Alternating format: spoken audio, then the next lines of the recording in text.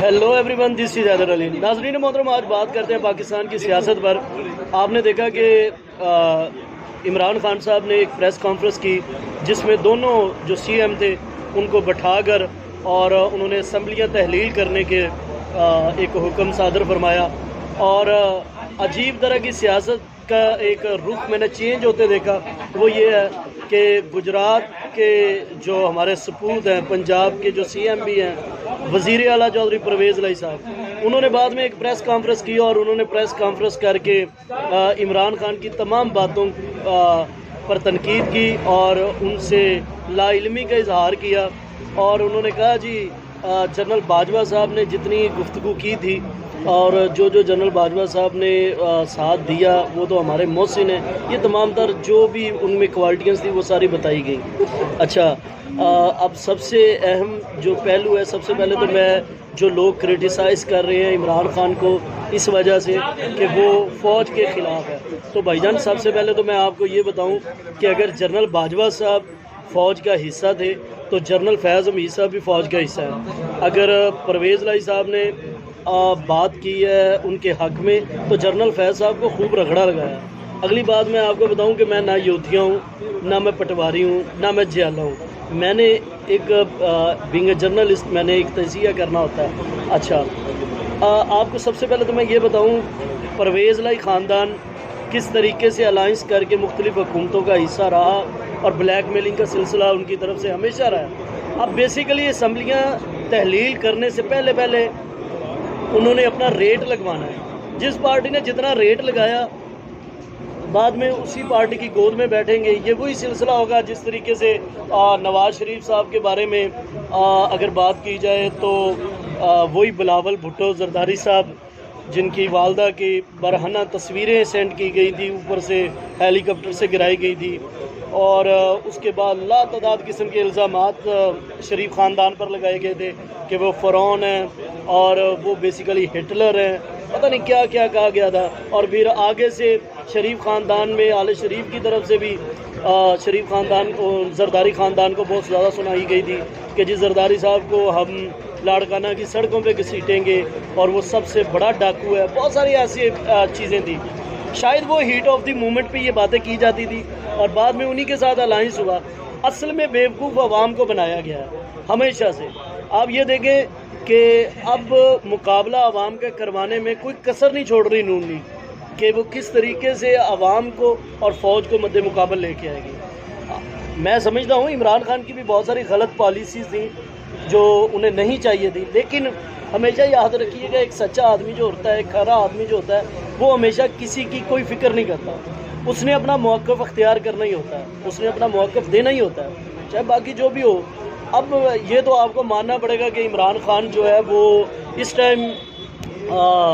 میرے خیال نہیں بلکہ اگر جنرلی آبزرویشن اور ایک انالیسس کیے جائے تو آپ کو پتہ ہونا چاہیے کہ پاکستان کا سب سے مقبول لیڈر محترم ذوالفقار علی بھٹو کے بعد وہ عمران خان ہی ہے، جس کے پاس اچھا مینڈیٹ بھی ہے، جو کبھی بھی اپنی پارٹی کو لے کے حکومت میں آ سکتا ہے۔ اب عمران خان کتنا ٹف ٹائم دیتا ہے، میں یہاں پر یہ سمجھتا ہوں کہ جس طرح جنرل باجوہ صاحب نے کہا تھا کہ ہم کبھی بھی سیاست کا حصہ نہیں بنیں گے، ہماری فوج کو اسٹیبلشمنٹ کو چاہیے کہ وہ کبھی بھی سیاست کا حصہ نہ بنے، کیونکہ جمہوریت جس ملک میں رائج ہوتی ہے وہی ترقی پذیر ممالک میں اس کا شمار ہوتا ہے، وہی ملک ترقی کرتا ہے۔ اور جمہوریت کا مطلب ہی یہ ہے کہ جمہور کی منشا کا نام جمہوریت ہے،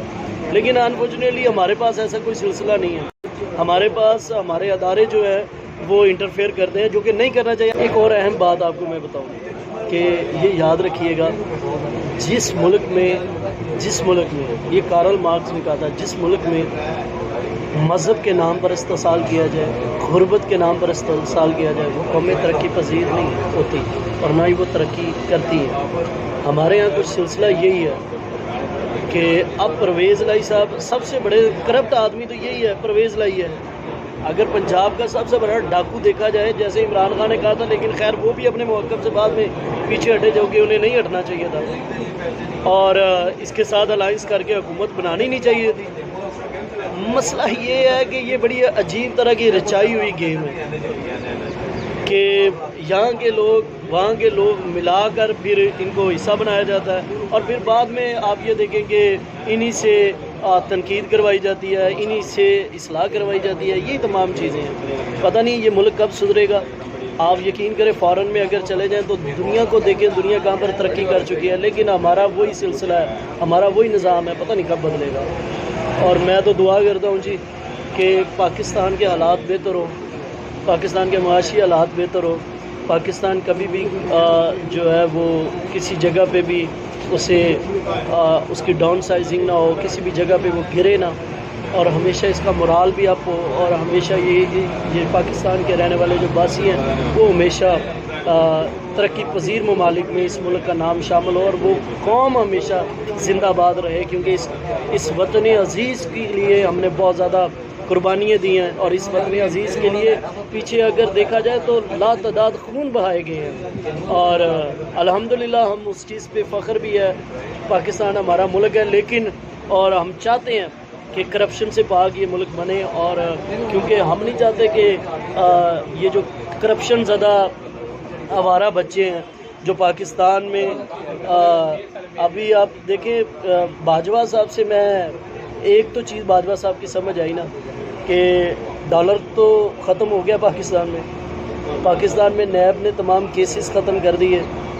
اور آل شریف کو فائدہ بڑا ہوا ہے اس چیز سے، بہت زیادہ فائدہ ہوا ہے. تمام کیسز جو ختم ہو گئے ان کے، یہ بڑا فائدہ ہوا ہے. یہ میں سمجھتا ہوں کہ یہ باجوہ صاحب کو جو ہے وہ کریڈٹ جاتا ہے کہ وہ چاہتے تو پاکستان کے اس سب سے بڑے ڈاکوؤں کو ان کے ارد گرد گھیرا تنگ کر سکتے تھے، لیکن نہیں ہوا، ایسا نہیں ہوا. اور این آر او وہ جو عمران خان کہتا ہے وہ ٹھیک ہے، این آر او تو دیا گیا نا، یہ این آر او یہ اور کیا ہے. تو اس کے ساتھ ہی یقیناً آپ کو میرا پوائنٹ جو ہے وہ سمجھ آیا ہوگا. خیال رکھیے گا، دعاؤں میں یاد رکھیے گا، اسی امید کے ساتھ کہ آپ اپنوں کا اور اپنے وطن عزیز کا بڑا خیال کریں گے. اللہ نگہبان.